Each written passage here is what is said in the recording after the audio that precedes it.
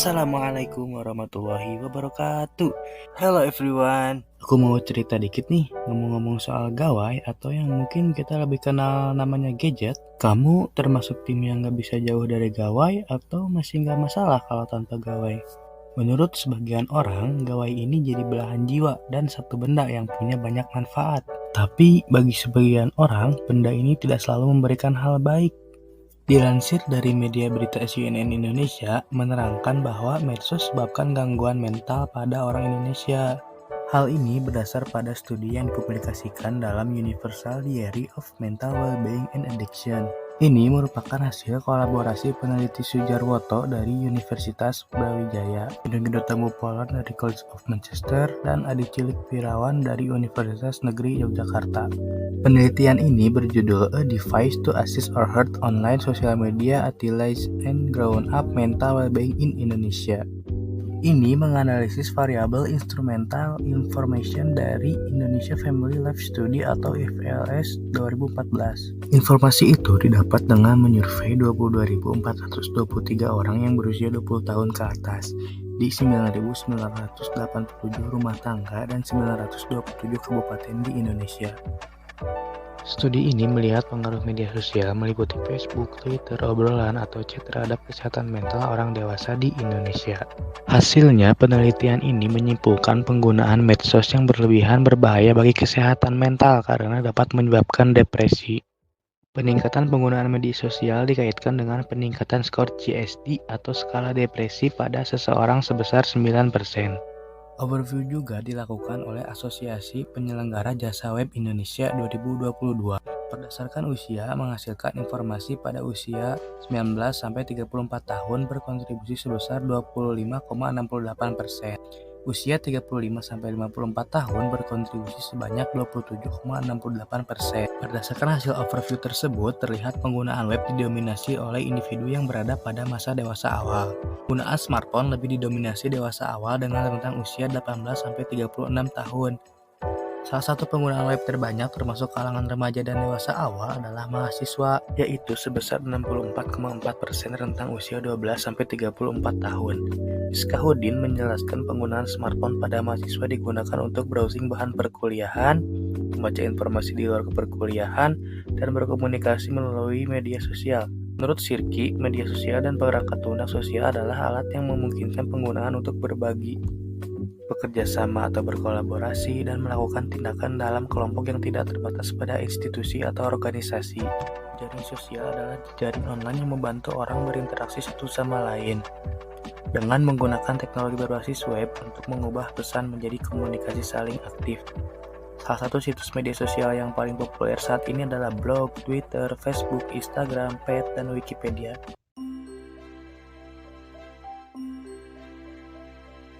Masa dewasa awal adalah masa pencarian, penemuan, konsolidasi, dan reproduksi.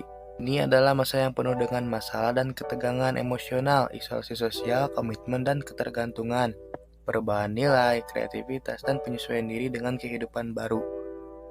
Peran dan tanggung jawab seseorang tentunya semakin besar seiring dengan bertambahnya usia. Kekayaan emosi dilihat dari jenis emosi yang dikeluarkan ketika menghadapi sesuatu, intensitas, dan isinya.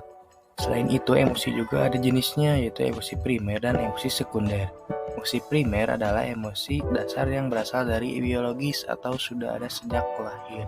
Sedangkan emosi sekunder merupakan emosi yang lebih kompleks yang mengandung kesadaran diri dan evaluasi diri sehingga akan mempengaruhi perkembangan kognitif seseorang.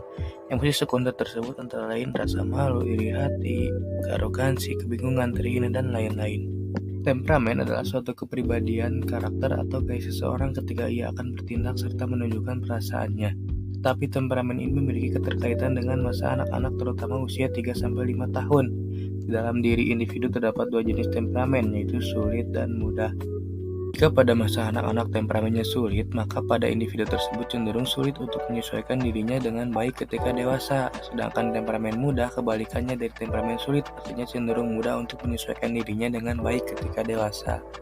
Stabilitas pada dewasa awal berhubungan erat dengan perubahan pada karakteristik individu secara konsisten. Karena pada dewasa awal tentunya berbeda dengan remaja yang banyak terdapat perubahan suasana hati. Individu mencari identitas diri, mengembangkan hubungan dengan orang lain, mencari kesuksesan baik karir maupun pendidikan, kemampuan untuk memahami diri sendiri atau konsep diri, perkembangan sejalan dengan usia seseorang. Menurut teori cerminan diri, Looking Glass Self, pemahaman seseorang terhadap dirinya merupakan refleksi bagaimana orang lain bereaksi terhadapnya. Konsep diri berkembang seiring dengan perkembangan sosial seseorang. Kreativitas mencapai puncaknya pada saat dewasa, sedangkan masa penurunannya ketika mencapai dewasa akhir. Mihaly telah menghasilkan penelitian terkait kekreativitasannya seseorang, yaitu di mana orang-orang kreatif secara teratur mengalami suatu keadaan arus flow, di mana keadaan kenikmatan yang meningkat saat kita sedang terlibat dalam tekanan mental dan fisik yang menyerap kita. Halo guys, gimana nih? Lumayan kan? Jadi sedikit banyaknya ditahu. Berdasarkan penjelasan yang tadi, tentunya setiap hal memiliki dampak. So, di sini apa aja sih dampaknya? Simak penjelasannya ya.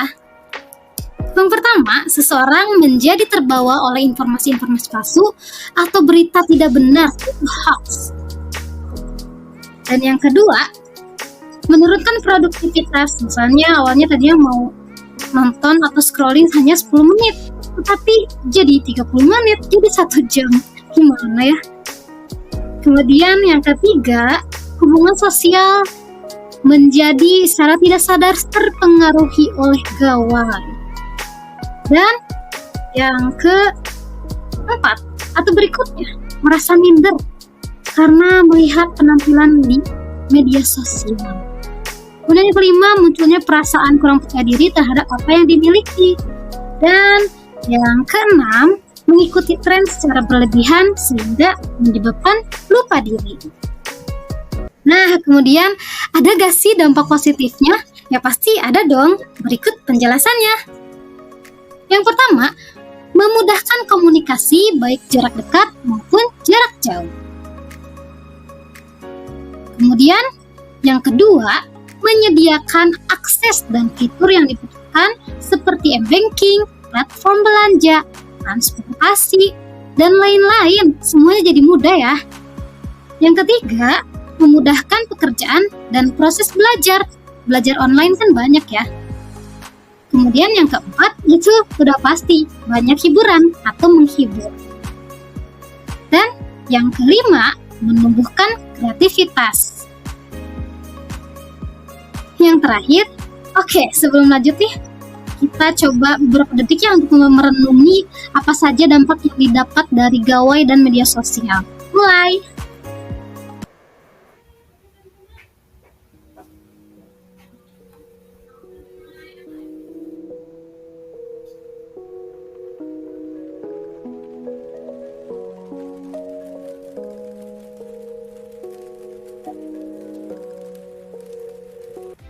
Sudah direnungkan kan? Oke, lalu apa aja sih tips menjadi pengguna yang pintar dan bijaksana? Pertama, download aplikasi yang bermanfaat selain media sosial. Kedua, membuat to-do list. Yang ketiga, manfaatkan aplikasi reminder untuk membantu produktivitas. Yang keempat, mencari yang bermanfaat, tidak hanya sekedar menikmati hiburan, dan menonton konten yang menginspirasi. Yang kelima, membuat konten-konten yang menginspirasi dan bisa bermanfaat untuk penikmat media sosial. Yang keenam, jangan sembarangan menghakimi atau memberikan label negatif. Ketujuh, abadikan momen-momen berharga. Dan yang terakhir, batasi penggunaannya dan luangkanlah waktu untuk hal yang produktif. Yang penting adalah gunakan gawai dan kegiatan menggulir secukupnya. Gimana nih? Sudah dilakukan bukan? Oke, baiklah. Mari kita merenung bersama-sama. Mulai.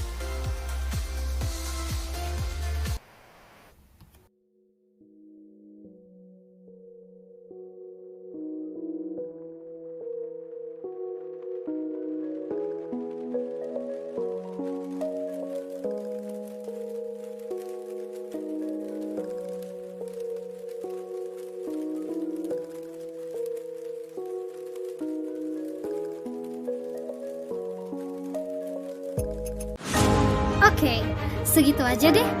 Sekian. Terima kasih untuk perhatiannya. Wassalamualaikum warahmatullahi wabarakatuh. warahmatullahi wabarakatuh.